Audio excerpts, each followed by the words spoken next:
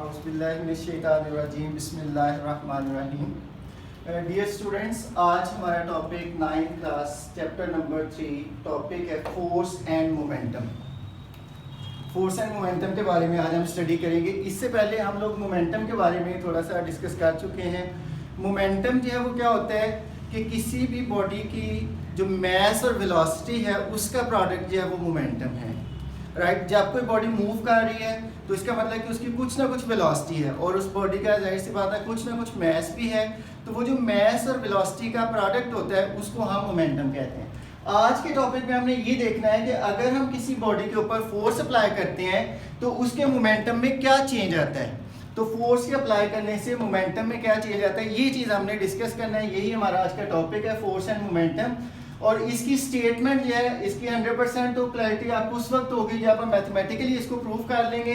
लेकिन फिर भी मैं आपको थोड़ा सा बता देता हूँ कि when we apply a force on body it produces acceleration in a body. ये चीज़ हमने सेकेंड लॉ ऑफ मोशन में भी पढ़ी है कि जब हम किसी बॉडी के ऊपर फोर्स अप्लाई करते हैं तो उस बॉडी में एक्सेलरेशन प्रोड्यूस होता है, राइट। और कितना एक्सेलरेशन प्रोड्यूस होता है वो फोर्स के डायरेक्टली प्रोपोर्शनल होता है। लेकिन यहाँ पे हम जो है वो आगे मोमेंटम का इफेक्ट जो है वो देखना है कि फोर्स जब हम अप्लाई करेंगे तो आप देखेंगे कि उस बॉडी का मोमेंटम चेंज हो जाएगा। और बॉडी के मोमेंटम में कितना चेंज आएगा, वो जो rate of change of momentum है that is directly proportional to force.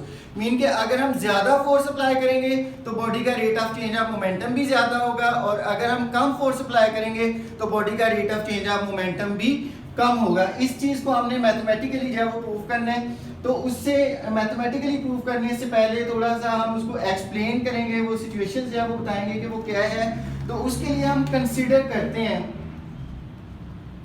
Consider a body of mass m is moving initially with velocity vi. If we apply the force F on a body, its velocity changes to vf. आपने देखा कि body की जो initial velocity है वो vi है।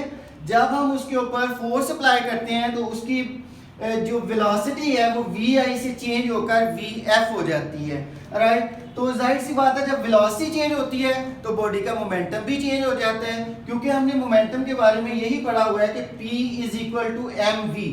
तो यहाँ पे उस बॉडी की मास तो चेंज नहीं हो रही, लेकिन चूंकि वेलोसिटी चेंज हो रही है तो वेलोसिटी के चेंज होने से क्या हो जाएगा, उसका मोमेंटम भी चेंज हो जाएगा। और इस बॉडी में एक्सेलरेशन a प्रोड्यूस होगा।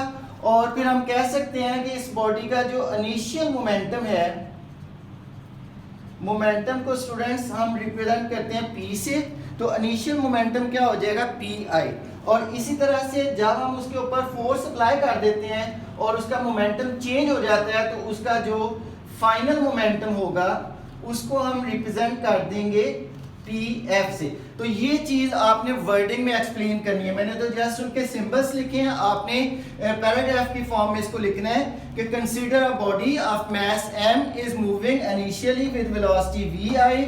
When we apply the force F on the body, its velocity becomes vf, and during this acceleration a will produce, and obviously the momentum of the body will change.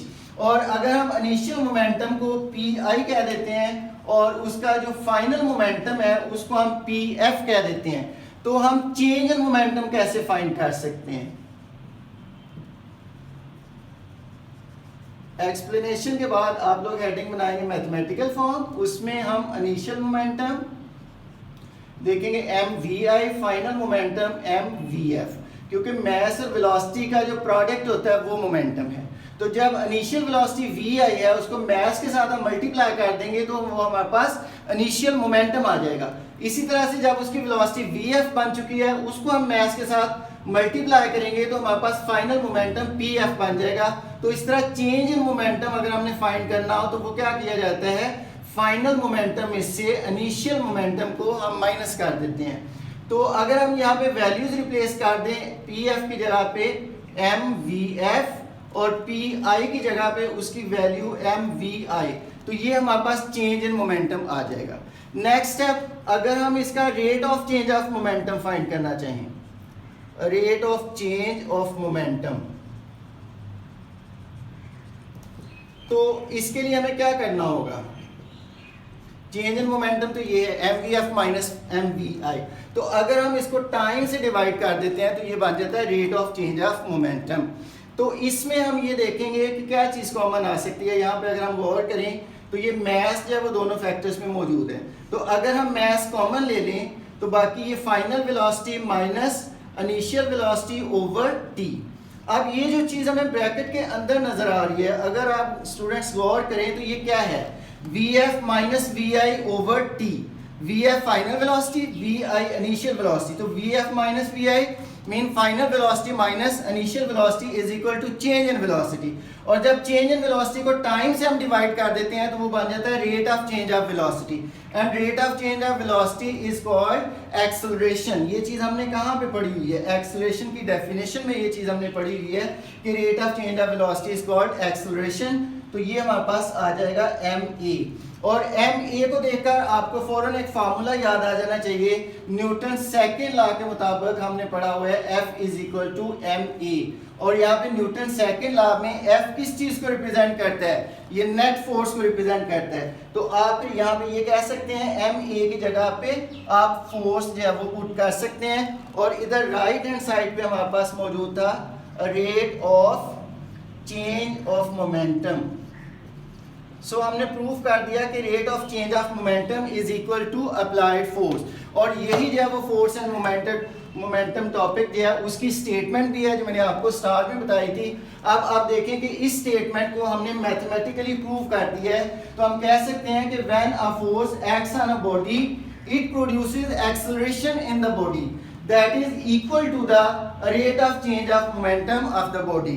तो conclusion ये निकलती है कि जब हम किसी body के ऊपर फोर्स अप्लाई करते हैं तो उस बॉडी का एक्सेलरेशन जो है वो प्रोड्यूस होता है उस बॉडी में, और उसका मोमेंटम जो है वो चेंज हो जाता है। और मोमेंटम में कितना चेंज आता है, जितनी हम फोर्स अप्लाई करते हैं उतना ज़्यादा चेंज आता है। यानी कि जो फोर्स अप्लाइड है that is equal to rate of change of momentum. तो हम इसको ये भी कह सकते हैं कि ये actually second law of motion है इन टर्म ऑफ मोमेंटम। तो ये था हमारा स्टूडेंट आज का टॉपिक। उम्मीद है कि आपको समझ आ गई होगी। Thank you very much.